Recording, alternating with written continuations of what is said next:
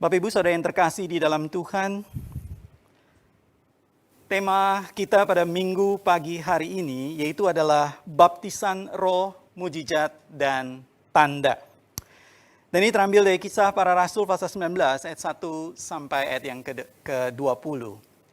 Saudara, karena tema ini ada sedikit berkaitan dengan nanti kita akan membahas beberapa aspek yang doktrinal, jadi mungkin akan ada istilah-istilah tertentu yang nanti akan saya pakai. Jadi jika jemaat mau mencatat begitu ya, atau mengikuti dengan gadgetnya akan lebih baik begitu. Tapi saya percaya jemaat Tuhan di GPBB tidak akan sulit untuk mengikuti topik-topik doktrinal begitu ya, karena kita adalah GPBB, yaitu Gereja Pembelajar Bukit Batok gitu ya Ibu ya. Jadi mari kita sama-sama membuka kitab kita dari Kisah Para Rasul pasal 19. Ayat 1 sampai ayat yang ke-20. Kisah Rasul pasal 19 ayat 1 sampai ayat yang ke-20. Saya akan membacakan untuk kita. Kisah Rasul pasal 19 ayat yang pertama. Ketika Apolos masih di Korintus, Paulus sudah menjelajah daerah-daerah pedalaman dan tiba di Efesus. Di situ didapatinya beberapa orang murid. Katanya kepada mereka, "Sudahkah kamu menerima Roh Kudus ketika kamu menjadi percaya?" Kan tetapi mereka menjawab dia, "Belum. Bahkan kami belum pernah mendengar bahwa ada Roh Kudus." Lalu kata Paulus kepada mereka, "Kalau begitu dengan baptisan manakah kamu telah dibaptis?" Jawab mereka, "Dengan baptisan Yohanes." Kata Paulus, "Baptisan Yohanes adalah pembaptisan orang yang telah bertobat." Dan ia berkata kepada banyak orang bahwa mereka harus percaya kepada dia yang datang kemudian daripadanya, yaitu Yesus. Ketika mereka mendengar hal itu, mereka memberi diri mereka dibaptis dalam nama Tuhan Yesus. Dan ketika Paulus menumpangkan tangan di atas mereka, turunlah Roh Kudus ke atas mereka. Dan mulailah mereka berkata-kata dalam bahasa roh dan bernubuat. Jumlah mereka adalah kira-kira 12 orang. Selama 3 bulan Paulus mengunjungi rumah ibadat di situ dan mengajar dengan berani. Oleh pemberitaannya, ia berusaha meyakinkan mereka tentang kerajaan Allah.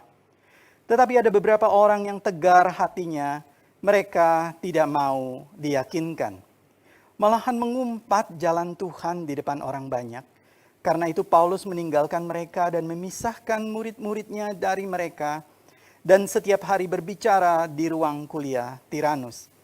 Hal ini dilakukannya 2 tahun lamanya. Sehingga semua penduduk Asia mendengar firman Tuhan. Baik orang Yahudi maupun orang Yunani. Oleh Paulus, Allah mengadakan mujizat-mujizat yang luar biasa. Bahkan orang membawa sapu tangan atau kain yang pernah dipakai oleh Paulus dan meletakkannya atas orang-orang sakit. Maka lenyaplah penyakit mereka dan keluarlah roh-roh jahat. Ayat yang ke-13. Juga beberapa tukang jampi Yahudi yang berjalan keliling di negeri itu mencoba menyebut nama Tuhan Yesus atas mereka yang kerasukan roh jahat dengan berseru katanya, "Aku menyumpahi kamu demi nama Yesus yang diberitakan oleh Paulus." Mereka yang melakukan hal itu ialah 7 orang anak dari seorang imam kepala Yahudi yang bernama Skewa. Tetapi roh jahat itu menjawab, "Yesus aku kenal, dan Paulus aku ketahui. Tetapi kamu, siapa kamu?" Dan orang yang dirasuk roh jahat itu menerpa mereka dan menggagahi mereka semua dan mengalahkannya. Sehingga mereka lari dari rumah orang itu dengan telanjang dan luka-luka. Hal itu diketahui oleh seluruh penduduk Efesus, baik orang Yahudi maupun orang Yunani. Maka ketakutanlah mereka semua dan makin masyhurlah nama Tuhan Yesus. Banyak di antara mereka yang telah menjadi percaya, datang dan mengaku di muka umum bahwa mereka pernah turut melakukan perbuatan-perbuatan seperti itu. Banyak juga di antara mereka yang pernah melakukan sihir, mengumpulkan kitab-kitabnya, lalu membakarnya di depan mata semua orang. Nilai kitab-kitab itu ditaksir 50.000 uang perak. Dengan jalan itu makin tersiarlah firman Tuhan dan makin berkuasa. Demikianlah firman Tuhan. Bapak Ibu Saudara yang terkasih di dalam Tuhan, kita mau sama-sama merenungkan pada pagi hari ini, Minggu pagi hari ini, yaitu tentang satu fenomena yang disebut sebagai kebangunan rohani. Saudara, pada tahun 95 di Kanada, di salah satu kota di Toronto, itu terjadi satu gerakan yang luar biasa sekali. Sebenarnya ini terjadi dua kali, yaitu tahun 95 dan juga tahun 2010. Tetapi yang besar itu terjadi adalah pada tahun 95. So, di kota Toronto itu orang-orang datang berbondong-bondong untuk beribadah kepada Tuhan. Jadi waktu itu pemberita-pemberita firman Tuhan datang mengabarkan kebenaran firman Tuhan, melakukan KKR, kebangunan rohani. Orang berbondong-bondong jumlahnya ribuan datang untuk beribadah kepada Tuhan. Lalu apa yang terjadi di sana? Maka yang terjadi di sana adalah dikatakan mereka dilawat oleh Roh Kudus. Lalu mereka mengalami manifestasi yang dikatakan manifestasi baptisan Roh Kudus. Paling tidak itu menurut klaim dari para pengkhotbah-pengkhotbah atau pemberita-pemberita firman ini. Jadi seperti apa manifestasinya Bapak Ibu Saudara? Manifestasinya adalah ketika dikatakan lagu pujian dinaikkan, firman Tuhan diberitakan, lalu panggilan itu disampaikan, orang-orang ini yang maju ke depan, mereka terjatuh. Terjatuh gitu ya, biasanya terjatuhnya ke belakang. Lalu mereka merasa lemah sekali, mereka merasa tidak berdaya. Nah, ini seringkali disebut sebagai tumbang dalam roh katanya begitu. Karena ada sesuatu yang berat yang menekan mereka. Mereka tidak lagi bisa berdiri di hadapan Tuhan. Oleh karena dosa-dosa, oleh karena hal-hal yang begitu menindih kehidupan mereka. Mereka akhirnya tergeletak. Tetapi uniknya bukan hanya mereka jatuh. Tetapi juga fenomena yang kedua jika Bapak Ibu perhatikan di layar kaca. Di gambar yang di sebelahnya. Itu adalah mereka tertawa terbahak-bahak. Nah, ini yang disebut seringkali istilahnya adalah holy laughter, begitu ya, atau tertawa di dalam roh. Saudara, fenomena ini bukan hanya terjadi di Toronto, bukan hanya terjadi di luar negeri, tetapi juga di Singapura, bahkan di Indonesia, orang-orang Kristen atau anak-anak Tuhan seringkali berpikir kalau Roh Kudus bekerja, itu harusnya ada sesuatu yang spektakuler. Bukan yang biasa-biasa saja. Kalau saya bangun tidur, saya mengurus anak, saya melayani suami, itu adalah sesuatu yang biasa. Itu bukan kuasa Roh Kudus. Tetapi kalau kuasa Roh Kudus bekerja, mungkin ada sesuatu yang supranatural. Sehingga orang lebih suka menanti-nantikan hal yang seperti itu. Begitu ya. Bahkan pendetanya juga bisa turun, begitu kan, pakai apa itu kaitan ya. Pakai kaitan, pakai kawat, dia melayang begitu. Jadi waktu mau masuk mimbarnya begitu. Wah, spektakuler sekali. Kalau di stadium begitu, jemaatnya tepuk tangan ribuan. Lalu pendetanya itu melayang, set begitu ya, kayak Tuhan Yesus turun, begitu kayak begitu. Wah, semua tepuk tangan kayak begitu, spektakuler sekali. Dan ini menimbulkan satu pertanyaan. Bapak Ibu Saudara, sebenarnya apa sih ciri orang yang dibaptis oleh Roh Kudus? Bagaimana sih kalau Roh Kudus itu bekerja di dalam diri manusia? Ciri-cirinya itu seperti apa? Nah, inilah yang akan kita coba renungkan pada pagi hari ini. Bapak Ibu Saudara, ciri yang pertama kalau seseorang itu mengalami baptisan Roh Kudus menurut perikop yang tadi kita baca, yang pertama adalah orang itu harus mengalami pertobatan yang sejati. Dia harus mengalami pertobatan yang sejati. Saudara, konteks yang kita baca di dalam Kisah Para Rasul pasal yang ke-19 itu sebenarnya berada di dalam perjalanan misi ketiga Rasul Paulus. Kita masih ingat ya, di dalam minggu-minggu sebelumnya ada perjalanan misi yang pertama, kedua, dan masuk perjalanan misi yang ketiga, Rasul Paulus mulai menjelajah daerah Asia. Ya. Lalu Rasul Paulus baru saja meninggalkan kota Korintus di dalam pasal yang ke-18, menuju ke Antioquia, dan lalu masuk ke kota Efesus. Suatu kota yang megah, suatu kota yang banyak penyembahan kuil-kuilnya di sana. Yang terkenal sekali di sana. Dan dari dialog dari ayat yang kedua dan ketiga, bisa melihat bahwa kemungkinan besar beberapa murid yang dikatakan dijumpai oleh Rasul Paulus di sana, itu adalah murid-murid dari Yohanes Pembaptis. Mengapa? Karena mereka belum mengerti baptisan di dalam nama Tuhan Yesus di sini. Dan itulah sebabnya Rasul Paulus bertanya kepada mereka di ayat yang kedua. Sudahkah kamu menerima Roh Kudus ketika kamu menjadi percaya? Akan tetapi mereka menjawab dia, belum. Bahkan kami belum pernah mendengar bahwa ada Roh Kudus. Bapak Ibu Saudara, ini sebenarnya adalah satu jawaban yang aneh. Mengapa? Sebab jika mereka terdidik di dalam iman Kristen, sekalipun mereka adalah orang Yahudi ataupun orang yang non-Yahudi tetapi terdidik di dalam Yudaisme, maka mereka pasti mendengar tentang Roh Kudus. Karena pengajaran tentang Roh itu adalah pengajaran yang juga diajarkan di dalam Perjanjian Lama. Oleh karena itu beberapa penafsir di sini melihat ini adalah satu gejala atau satu tanda bahwa sebetulnya murid-murid ini belum lahir baru. Mereka disebut murid tetapi mereka belum mengalami yang namanya satu pertobatan yang sungguh-sungguh, percaya dan menerima Tuhan Yesus sebagai Tuhan dan Juru Selamat. Itulah sebabnya di ayat 3 sampai ayat 5 Rasul Paulus melanjutkan, kalau begitu dengan baptisan mana kamu telah dibaptis? Dan mereka menjawab, dengan baptisan Yohanes. Lalu Paulus berkata, baptisan Yohanes adalah pembaptisan orang yang telah bertobat, atau di dalam terjemahan lain saya dikatakan baptisan Yohanes adalah baptisan pertobatan atau baptisan lambang pertobatan. Dan ia berkata kepada orang banyak bahwa mereka harus percaya kepada Dia yang datang kemudian daripadanya, yaitu Yesus. Dan ketika mereka mendengar hal itu, mereka memberi diri mereka dibaptis dalam nama Tuhan Yesus. Bapak Ibu Saudara, ini seringkali menimbulkan satu pertanyaan untuk kita. Wah, ada dua baptisan kalau begitu. Baptisan Yohanes dan baptisan Tuhan Yesus. Di mana bedanya? Saudara, saya mau bandingkan di sini. Baptisan Yohanes itu kira-kira kalau kita sederhanakan begitu ya, itu seperti baptisan pendeta, begitu. Jadi ada momen baptisan ya, biasanya ketika menerima sakramen baptisan itu pendeta akan menumpangkan tangan untuk membaptis. Aku membaptis engkau di dalam nama Bapa, Anak, dan Roh Kudus. Nah, baptisan Yohanes kira-kira seperti itu. Itu adalah baptisan perlambangan. Baptisan Yohanes itu sendiri sebetulnya tidak menyelamatkan.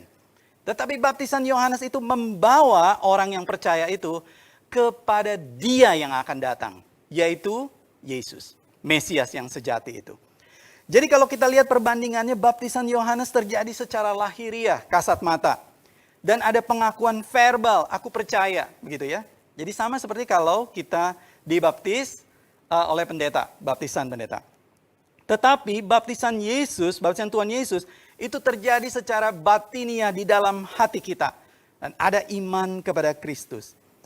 Dan baptisan Yohanes sama dengan baptisan pendeta, itu media untuk membaptiskannya adalah air. Jadi dipakai air begitu kan ya, membaptiskan engkau. Yohanes juga begitu.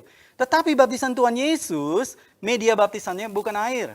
Baptisan Tuhan Yesus adalah media baptisannya Roh Kudus. Maksudnya, waktu Tuhan Yesus membaptis itu adalah Dia memeteraikan hati kita.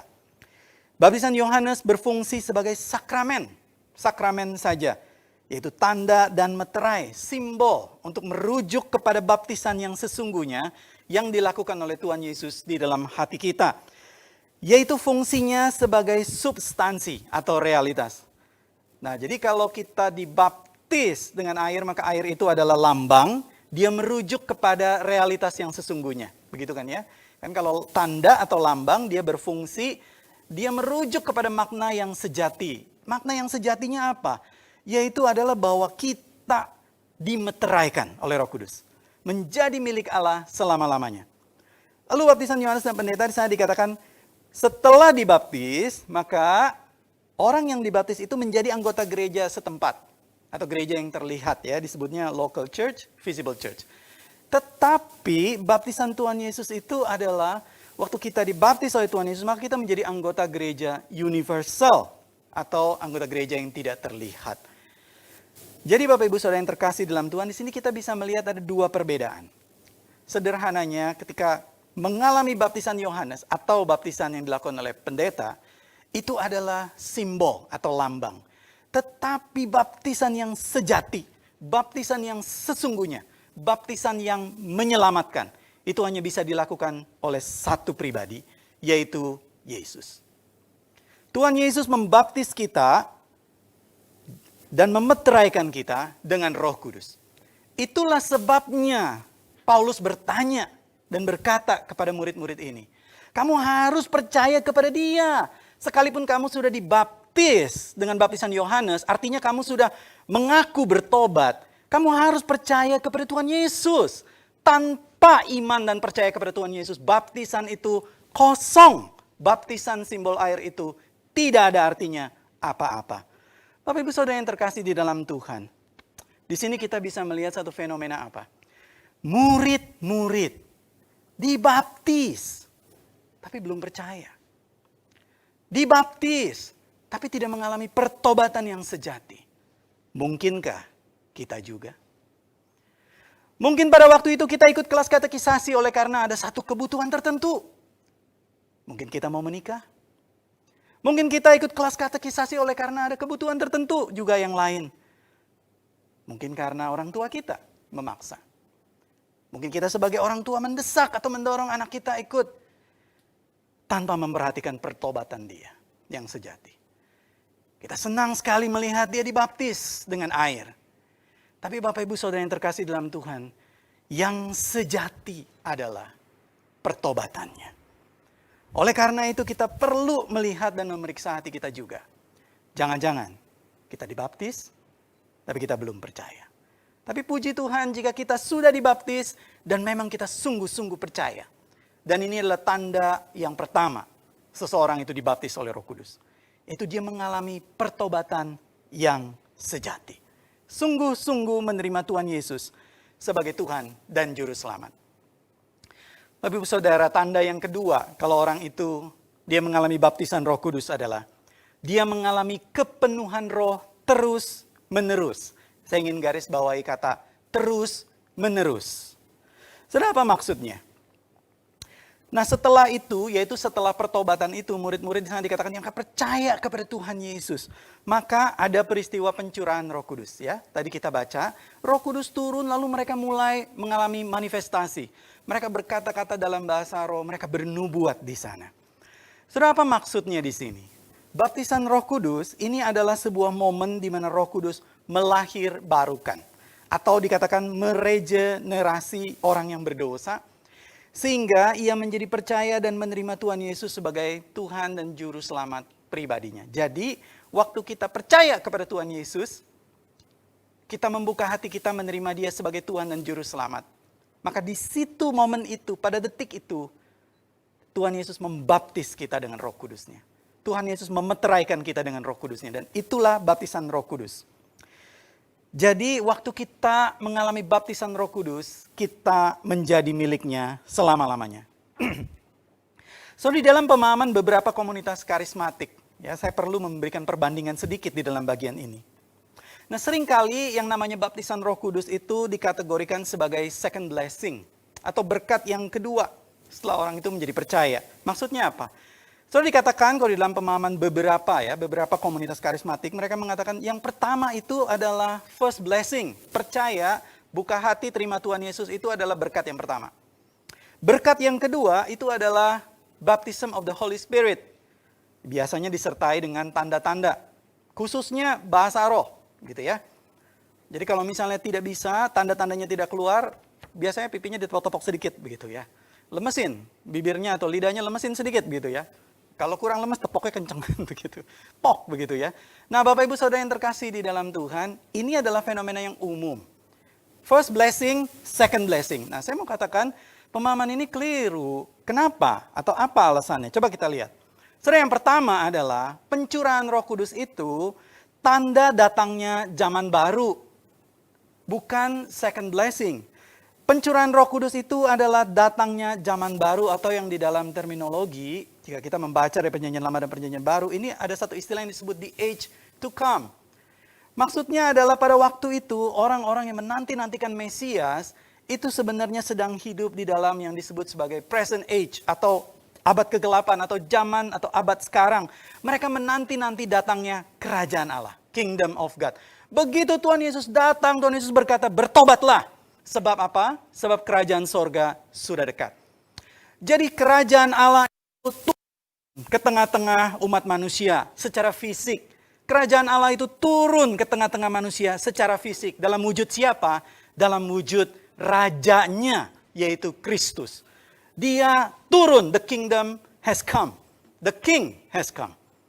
Jadi the age to come itu sudah masuk ke dalam dunia kita. Dimulai pada waktu Yesus itu datang, mati di kayu salib, dan bangkit. Nah, tanda yang kedua yang menjelaskan bahwa ini adalah zaman baru atau abad anugerah atau the age to come itu adalah pencurahan Roh Kudus. Saudara, kalau kita lihat misalnya nubuat Nabi Yoel dikatakan nanti pada akhir zaman atau pada zaman akhir teruna-terunamu, orang-orang muda itu akan bernubuat. Mereka akan mengucapkan kata-kata yang baru. Dan itu bukan cuma berbicara tentang karunia, tetapi itu berbicara sebagai simbol bahwa zaman yang baru itu sudah datang, sudah tiba. Nabi Yoel memakai satu ungkapan yang disebut sebagai hari Tuhan atau Yom Yahweh. Ketika hari Tuhan itu tiba atau Yom Yahweh itu tiba, maka kerajaan Allah itu turun. Jadi terjadi pergeseran, terjadi pertemuan antara kerajaan kita, kerajaan bumi, dengan kerajaan Allah karena rajanya sudah datang. Dan nanti dia akan datang kedua kali untuk claiming semuanya itu. Jadi di sini pencurahan Roh Kudus itu adalah meterai bahwa zaman yang baru itu sudah tiba. Dan kita yang pada saat ini hidup, pada detik ini hidup, kita itu sedang hidup di zaman yang baru, di age to come. Menantikan kedatangan Tuhan kita. Alasan yang kedua adalah karena pencurahan Roh Kudus itu hanya terjadi di beberapa pasal. Misalnya, Kisah Rasul pasal 2, Kisah Rasul pasal 8, Kisah Rasul pasal yang ke-10. Dan ini terjadi hanya beberapa kali sebagai perlambangan. Misalnya Kisah Rasul pasal 2 itu untuk melambangkan bahwa pencurahan Roh Kudus itu diberikan Yerusalem dan Yudea. Kisah Rasul pasal 8, pencurahan Roh Kudus itu diberikan kepada mereka yang ada di Samaria. Kisah Rasul pasal 10 diberikan kepada mereka, khususnya kepada Cornelius sebagai perwakilan dari Gentile. Yaitu orang-orang yang berada di luar Yahudi. Untuk apa sebetulnya semuanya ini? Allah ingin berbicara bahwa ini adalah lambang bahwa seluruh umat Tuhan itu akan disatukan. Bahkan mereka yang berada di luar gereja. Mereka yang berada dikatakan di luar komunitas Yahudi. Mereka ditarik dan dirangkul oleh Allah. Lambangnya apa? Roh Kudus. Saudara, alasan yang ketiga adalah baptisan Roh Kudus dan kelahiran baru. Tadi yang saya katakan itu adalah satu substansi yang sama. Bukan yang berbeda. Jadi waktu kita percaya menerima Tuhan Yesus, pada saat itu juga kita dibaptis di dalam Roh Kudus. Jadi Tuhan Yesus membaptis kita. Jadi pendeta membaptis kita dengan air, maka pada saat itu Tuhan Yesus membaptis kita dengan Roh Kudus. Dia memeteraikan hati kita dan dia claim, "You are mine," kata Tuhan Yesus. Dan kita menjadi miliknya selama-lamanya. Alasan yang keempat, setelah mengalami kelahiran baru, orang percaya bukan dibaptis oleh Roh Kudus. Setelah mengalami kelahiran baru. Jadi kelahiran baru itu baptisan Roh Kudus. Setelah itu bukan dibaptis Roh Kudus lagi. Tetapi apa? Dipenuhi oleh Roh Kudus. Jadi ini yang membedakan. Saudara, kita akan melihat dengan lebih jelas di dalam grafik yang berikut ya. Di layar kaca ada dua pembanding. Baptisan Roh Kudus, kepenuhan Roh Kudus. Jadi baptisan Roh Kudus itu momen. Itu saat. Momen kelahiran baru ketika kita percaya kepada Tuhan Yesus. Ingat, ya waktu itu kita merasa sangat berdosa di hadapan Tuhan. Baru pertama kali kita mendengar dia Tuhan dan Juru Selamat kita. Kita buka hati, kita terima Tuhan Yesus. Tetapi kepenuhan Roh Kudus itu bukan momen. Itu adalah long life process. Itu adalah proses seumur hidup. Di mana Allah Roh Kudus itu bekerja. Orang yang percaya itu makin serupa dengan karakter Tuhan Yesus dalam seluruh hidupnya. Baptisan Roh Kudus terjadi hanya satu kali. Ya, karena menerima Tuhan Yesus terjadi hanya satu kali seumur hidup. Tetapi kepenuhan Roh Kudus itu terjadi terus-menerus tanpa henti seumur hidupnya.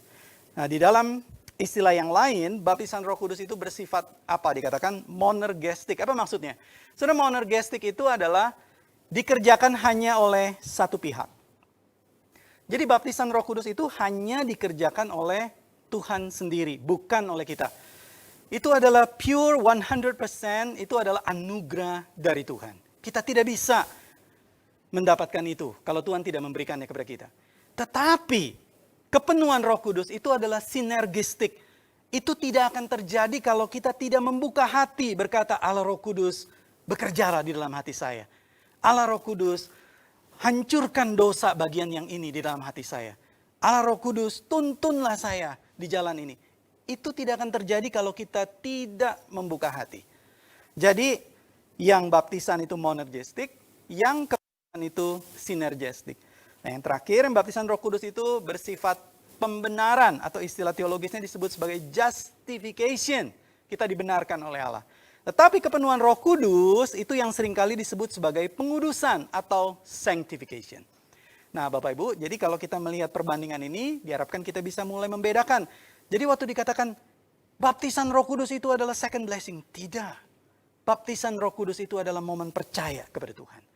Maka setelah kita percaya, maka tanda orang itu dibaptis oleh Roh Kudus apa? Dia mengalami terus-menerus kepenuhan Roh. Bapak Ibu Saudara, izinkan saya bercerita tentang seekor kuda yang kurang beruntung. Sepasang suami istri sudah 50 tahun menikah dan mereka diwawancarai. Ini golden anniversary. Oma, opa, nah di sini udah oma, opa ya, udah 70 tahun lebih. Oma, opa, ini apa ya kuncinya pernikahan bisa langgeng 50 tahun. Gitu ya, dua-dua mesem-mesem ya biasanya kan, oma, opa. Gitu. Lalu omanya lirik ke opa, opanya lirik ke oma, opanya bilang, ya dulu ada cerita waktu kami pertama kali honeymoon. Katanya gitu kan ya. Ya itu, wah pokoknya cerita yang indah. Gimana ceritakan dong oma, opa ceritakan. Opanya akhirnya cerita.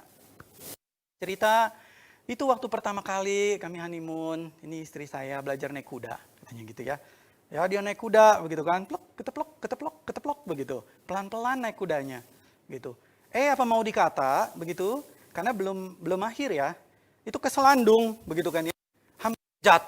Hampir jatuh. Waduh, itu terus si istri ini bilang, si oma ini bilang sama kudanya ya. Waktu itu belum jadi oma. Istri ini bilang, kuda 1. Gitu kan ya dia bilang 1. Si opa nggak ngerti, ini suaminya nggak ngerti. Kok lagi belajar berhitung istri saya ini ya, begitu ya. Lalu dia jalan lagi, keteplok gitu. Sementara si suaminya kan di sampingnya ya, mengikuti begitu. Jadi yang naik cuma istrinya. Mau jatuh lagi. Kuda, kata istrinya. 2, katanya begitu ya. Dia jalan lagi, keteplok. Akhirnya jatuh beneran kali ini. Grubluk begitu. Akhirnya si istri bilang, kuda 3, katanya begitu. Wah, dia balik ke kamarnya, begitu ya, ke ruangannya, rumahnya, dia balik lagi keluar, sudah tahu apa yang diambil? Senapan. Dia ambil pistol, langsung diarahkan ke kepala kudanya, jeder, mati di tempat kudanya. Lalu si suami itu kaget, shock, begitu ya. Mah, kamu kenapa ditembak kudanya? Gitu. Lalu si istrinya bilang, Pa, 1. Gitu. Sejak itu tidak ada keributan di antara rumah tangga mereka. Senyap, damai sejahtera, begitu. Selama 50 tahun pernikahan. Ya, Bapak Ibu, itu bukan teladan yang baik sebetulnya ya.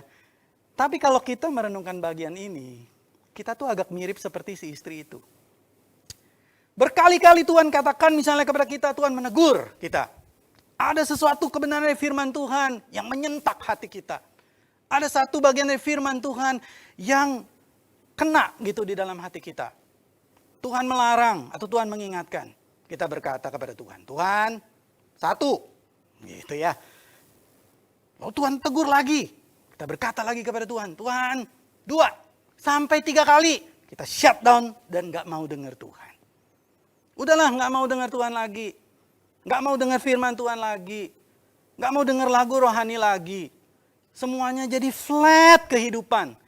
Tidak ada lagi yang spiritual. Semuanya benar-benar seperti roda berputar. Tidak ada lagi seolah-olah Tuhan hadir di dalamnya. Bapak Ibu Saudara yang terkasih di dalam Tuhan.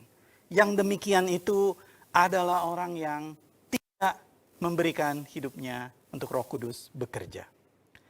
Jikalau kita mengalami kepenuhan Roh terus-menerus di dalam hidup kita, maka setiap aspek dari hidup kita akan berkata, Tuhan, apakah pekerjaanku ini adalah sesuatu yang berkenan di hadapan Tuhan?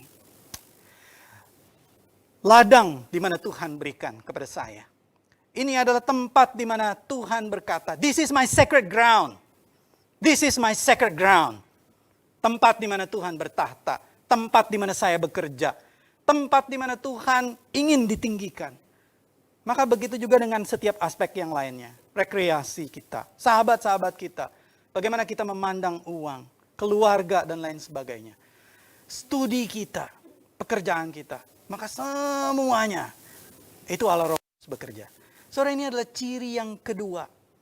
Tentu tidak bisa terjadi bersamaan langsung sepenuhnya dikuasai. Tetapi seumur hidup ini menjadi satu proses di mana orang itu terus-menerus memberi tiap aspek dirinya kepada Tuhan. Saudara, ciri yang ketiga jika orang itu dibaptis oleh Roh Kudus betul-betul adalah dia akan mencintai dan melakukan firman Tuhan. Saudara, Rasul Paulus di dalam ruang kuliah di Tiranus, dia mengajar di sana. Saudara, seorang murid yang sejati senang belajar dan melakukan firman Tuhan dalam hidupnya. Walaupun ada beberapa orang yang tegar hatinya dan tidak mau diyakinkan oleh firman Allah, Rasul Paulus dengan setia mengajarkan firman Allah selama 3 bulan di rumah ibadat di sana. Dan juga Rasul Paulus memisahkan murid-muridnya dan setiap hari berbicara di ruang kuliah Tiranus. Dia mengajar selama 2 tahun sehingga semua penduduk Asia mendengarkan firman Tuhan. Bapak Ibu Saudara yang terkasih di dalam Tuhan, seorang murid yang sejati, seorang yang sungguh-sungguh mengalami pertobatan di dalam Tuhan, seorang yang sungguh-sungguh memberikan Roh Kudus bekerja di dalam tiap aspek hidupnya, dia pasti senang melakukan firman Tuhan.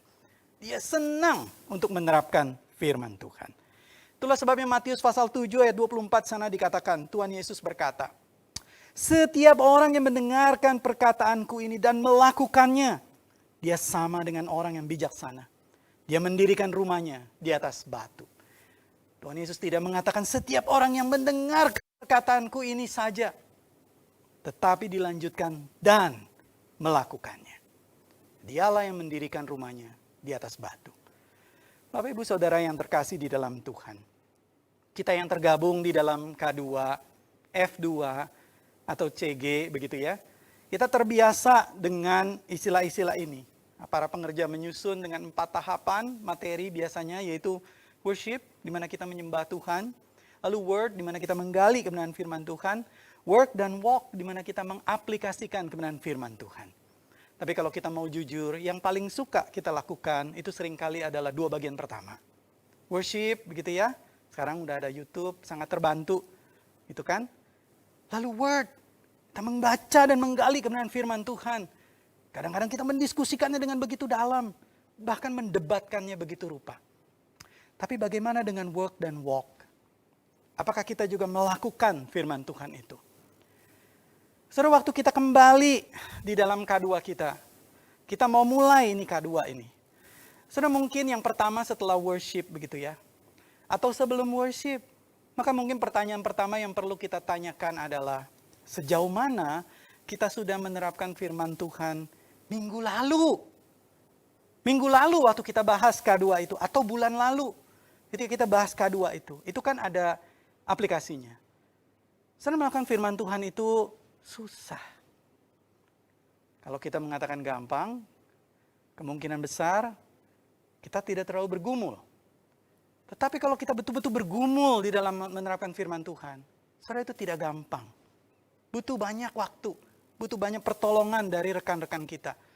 Oleh karena itu, maka yang perlu kita tanyakan adalah sejauh mana kita sudah menerapkan firman Tuhan minggu lalu atau bulan lalu. Bagaimana dengan kamu? Ada kesulitan apa? Coba ceritakan. Yuk kita doakan bersama. Saya juga punya pergumulan itu. Bapak Ibu Saudara, maka pertanyaannya adalah di atas dasar yang bagaimana kita membangun rumah kehidupan. Jika kita berhenti pada W yang pertama dan kedua saja dan kurang melakukan 2 bagian yang terakhir yaitu aplikasi, atau kita hanya lewati saja, maka jangan-jangan kita tidak membangunnya di atas batu, tetapi jangan-jangan kita membangunnya di atas pasir. Itulah sebabnya ketika ada badai, ketika banyak pergumulan, dengan mudah kita akan kena hantamannya. Saudara, ini adalah ciri yang ketiga. Seorang yang dibaptis oleh Roh Kudus, dia sangat mencintai dan mau melakukan firman Tuhan. Maka ciri yang keempat atau ciri yang terakhir adalah orang itu menyatakan kuasa Allah dalam hidupnya. Saudara, Allah berkenan menyatakan mujizat dan tanda-tanda yang luar biasa melalui Paulus. Bahkan di sana dikatakan ya ayat yang ke-11 dan seterusnya. Wah, Rasul Paulus dengan kuasa dan pertolongan dari Tuhan, Tuhan ingin menyatakan kuasanya, bahkan sapu tangan Paulus itu dipakai, orang itu bisa disembuhkan. Penyakit disembuhkan, roh-roh jahat diusir dan lain sebagainya. Wah, ini berita yang spektakuler, ya. Bayangkan kalau misalnya di gereja, di GPBB, begitu kan ya, ada pengerja ketinggalan sapu tangannya, begitu.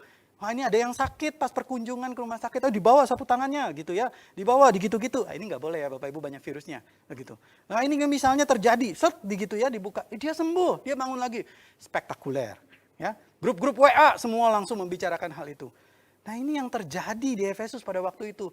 Semua orang membicarakan yang Rasul Paulus luar biasa, udah sapu tangannya dipakai semua. Nah ini nggak mau kalah. Ini ada 7 anak Skewa, anak dari kepala, anak dari pendeta besar kalau sekarang, ya. Ini anak dari imam kepala berjalan keliling negeri. Dia mencoba mengusir roh jahat dengan nama Tuhan Yesus. Lalu dikatakan, aku menengking kamu dalam nama Tuhan Yesus. Maka si roh jahat itu jawabnya apa? Yesus aku kenal, Paulus aku tahu. Kamu siapa? Katanya begitu ya. Gak ada dalam listku kamu ini. Kamu ini aku mau makan, kata si roh jahat itu. Saudara, apa sih sebenarnya yang terjadi? 7 orang anak Skewa ini mereka ingin memiliki kuasa tanpa dikuasai oleh roh Tuhan. Mereka sebetulnya ingin mengais pujian, hormat atas ritus. Jadi mereka berpikir, jadi dalam nama Tuhan Yesus itu seperti ritus orang Yahudi. Mengusir setan dalam nama Tuhan Yesus itu seperti ritus begitu. Padahal bukan. Itu adalah sebenarnya adalah kuasa di baliknya. Dan mereka tidak mau hidupnya dikuasai oleh firman Tuhan. Tapi mereka hanya mau tampil. Mereka cuma mau dapat pujian. Mereka cuma mau dapat penghormatan. Dan terlihat meyakinkan di luar. Tetapi rapuh dan kosong di dalam dirinya. Bapak Ibu Saudara, saya ingat waktu pertama kali kami tinggal di Malang. Tahun 2009. Ini diambil fotonya bulan Agustus, jadi 2 bulan kami tiba di Malang ya waktu itu ya. Dan kami tinggal di satu rumah yang kecil.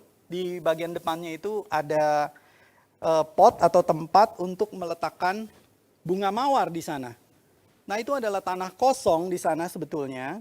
Jadi kami tanami bunga mawar. Saudara senang sekali menanam bunga mawar. Warnanya bermacam-macam begitu ya. Petani itu cerdik sekali. Ya, pandai sekali memadukan warna, bisa bermacam-macam. Bahkan terakhir kali ada bunga mawar berwarna batik asli dari Indonesia, begitu ya. Jadi kalau diekspor, oh ini dari batik ini betul-betul gitu. Jadi macam-macam. Tetapi waktu kami nanam begitu ya, semua sudah tumbuh, sudah segar. Satu hari saya perhatikan kenapa mawarnya atasnya layu begitu, mengok begitu, mengok sedikit. Mungkin kurang disiram air.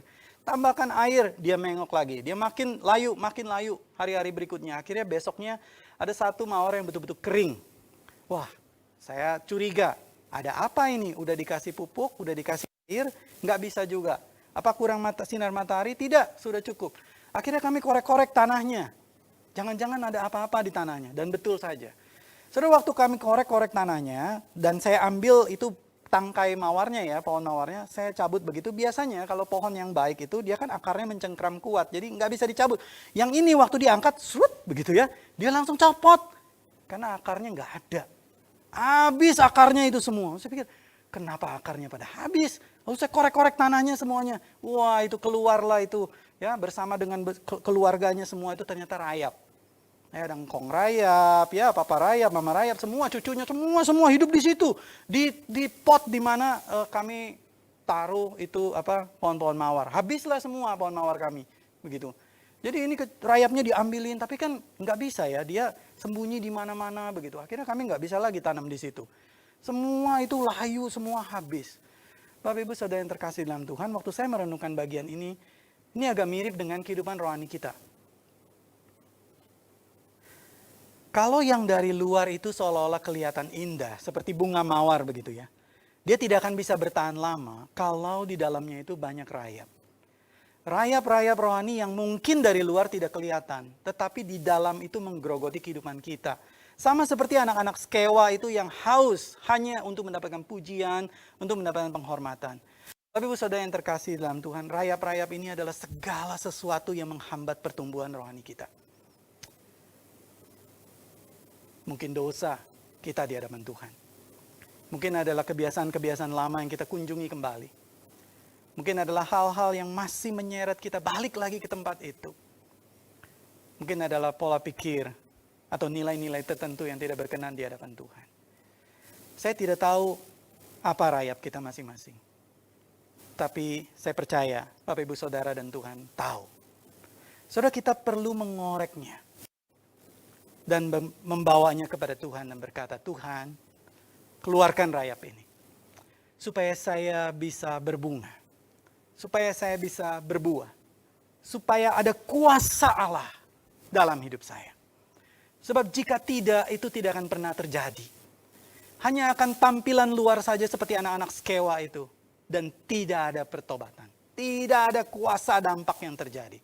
Tetapi Rasul Paulus, yang hidupnya betul-betul diubahkan oleh Tuhan. Ada dampak yang luar biasa. Orang-orang dibawa datang kepada Tuhan. Menyembah Tuhan. Hidup orang-orang diubahkan. Bapak Ibu Saudara yang terkasih di dalam Tuhan. Di dalam Kisah Rasul pasal 19 ayat 15 sana dikatakan, tetapi roh jahat itu menjawab, Yesus aku kenal, Paulus aku ketahui, tetapi kamu, siapakah kamu? Waktu saya merenungkan bagian ini, saya bertanya, mungkinkah pertanyaan ini juga adalah untuk kita? Jikalau one day kita mendapatkan satu kesempatan berhadapan dengan si pengganggu itu. Dan dia berkata, Yesus aku kenal, Paulus aku tahu dia orang besar, kamu siapa? Tidak ada dampak dan kuasa dari Tuhan di dalam hidup. Aku senang dengan rayap-rayap di dalam hatimu. Aku bermain-main dengan mereka. Aku tidak kenal kamu. Bapak Ibu, lebih mengerikan lagi kalau suara ini keluar dari suara Allah. Oleh karena itu biarlah kita membawa semua rayap-rayap kita kepada Tuhan. Dan membiarkan kuasa Tuhan itu bekerja di dalam hidup kita.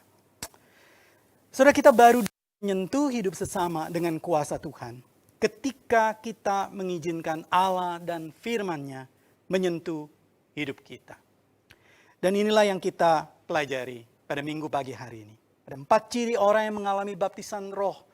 Mungkin tidak spektakuler seperti yang digambarkan atau yang digembar-gemborkan oleh banyak orang. Melayang turun dari atas. Atau misalnya berjalan di atas air. Atau digigit buaya tetapi tidak kenapa-napa. Tidak seperti itu. Tetapi firman Tuhan mengatakan, kalau orang itu betul-betul dibaptis oleh Roh Kudus, maka harus ada 4 ciri ini di dalam hidupnya. Dia mengalami pertobatan yang sejati. 180 derajat hidupnya dia persembahkan untuk Tuhan. Lalu setiap aspek hidupnya dia terus-menerus mengalami kuat kuasa dari Roh Kudus. Firman Tuhan menguasai setiap hidupnya. Dia akan bergumul jatuh bangun di dalam sepanjang hidupnya. Tetapi dia tahu seperti seorang pelari maraton. Dia tahu arah hidupnya kemana. Dan dia terus berlari dan terus berlari dan terus berlari. Dia melakukan firman Tuhan. Nah, ketika poin pertama, kedua, dan ketiga ada pertobatan.